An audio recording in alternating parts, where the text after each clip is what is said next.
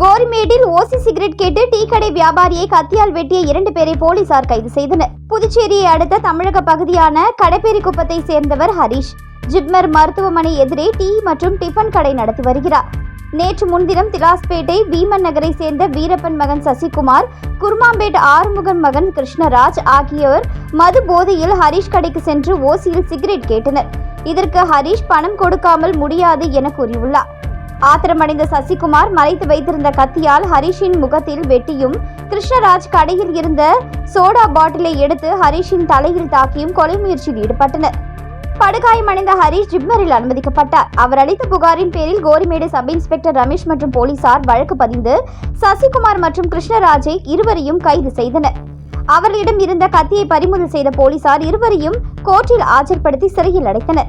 அவர்கள் மீது அடிதடி, கஞ்சா உள்ளிட்ட வழக்குகள் நிலுவையில் உள்ளது குறிப்பிடத்தக்கது.